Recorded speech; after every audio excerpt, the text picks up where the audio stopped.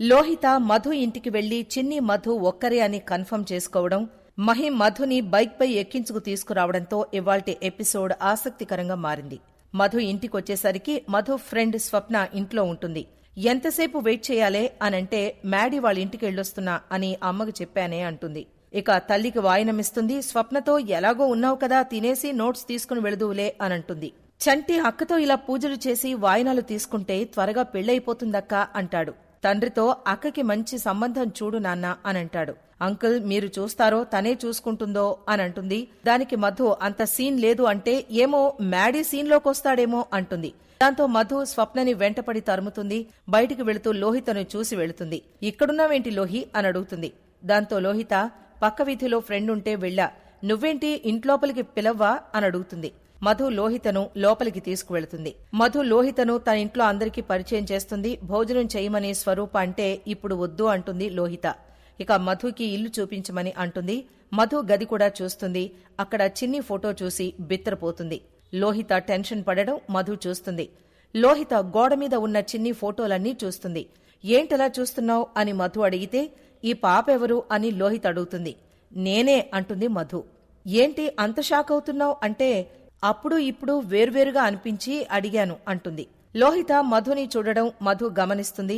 స్వప్న మధుతో ఏంటి మధు, లోహిత నిన్ను వెతుక్కుంటూ రావడం, నిన్ను చూడడం ఏదో తేడాగా ఉందే అంటుంది. నాకు అదే అనిపిస్తోంది అంటుంది మధు. లోహిత రోడ్డు మీద కారు ఆపి ఇదెలా సాధ్యమైంది, మళ్లీ అది నా జీవితంలోకి ఎలా వచ్చింది అని రగిలిపోతుంది. లోహిత ఫ్రెండ్ లోహికి కాఫీ ఇస్తే విసిరి కొడుతుంది. మధు గురించి ఆలోచిస్తున్నావా, దాన్ని కాలేజీలో దెబ్బ కొడదాం అనంటే మధు కాదు చిన్ని అని లోహిత అరుస్తుంది.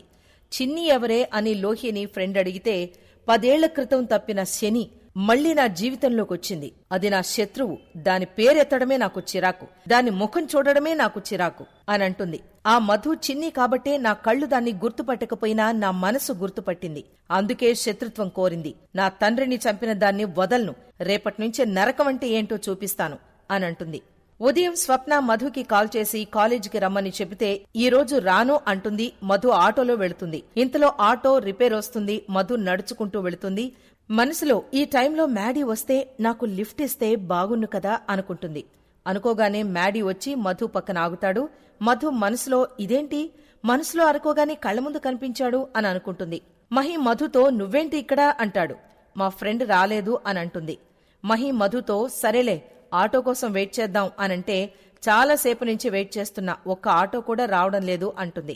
ఇక మధు మహితో నీ బైక్ ఎక్కించుకోవచ్చు కదా అంటే దానికి మహి నేనిప్పటి వరకు ఏ అమ్మాయిని బైక్ ఎక్కించుకోలేదు. మధు మహితో సరే ఓ పని చేద్దాం, బొమ్మ బొరుసు వేద్దాం. 3 సార్లు బొమ్మ బొరుసు వేద్దాం. 2 సార్లు బొమ్మ పడితే నన్ను ఎక్కించుకో, 2 సార్లు బొరుసు పడితే నన్ను ఎక్కించుకోవద్దు అంటుంది. నీకు దేవుడు ఇష్టం కాబట్టి దేవుడు ఏం డిసైడ్ చేస్తే అది చేద్దాం అని అంటుంది మధు. మహి సరే అంటాడు. మొదటిసారి బొరుసు పడితే మహి ఎస్ అనుకుంటాడు. ఇక ఆ తర్వాత 2 సార్లు బొమ్మ పడుతుంది.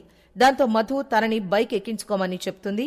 మనిద్దరి మధ్య బ్యాగ్ అడ్డు పెట్టుకుందాం అని మహి అంటాడు. అసలే నేను 3 ఫీట్ దూరం పాటిస్తా కదా అంటాడు. ఏం పర్లేదు అని మధు బైక్ ఎక్కుతుంది. లోహిత చూసి శ్రేయకి ఫోటో పెడతానని ఇద్దర్నీ ఫోటో తీసి శ్రేయకు పంపిస్తుంది.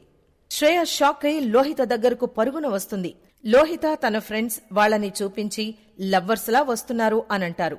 మ్యాడీ నిన్నే ఎక్కించుకోడు, అలాంటిది వాళ్లెలా వస్తున్నారో చూడు అంటుంది. శ్రేయ వాళ్లు మహి దగ్గరికెళతారు. మహి శ్రేయకు విషయం చెప్తాడు. ఇంతలో సీనియర్స్ వచ్చి ఫ్రెషర్స్ డే పార్టీకి మీటింగ్ ఉందని పిలుస్తాడు. మరోవైపు నాగవల్లి దేవా పోలీసుల్ని పిలిచి బాలరాజు గురించి చెప్పి ఫోటోలు పెట్టి బాలరాజు ఎక్కడున్నా కనిపెట్టి వివరాలు ఇవ్వమని చెబుతుంది. దాంతో ఇవాల్టి ఎపిసోడ్ పూర్తయిపోతుంది.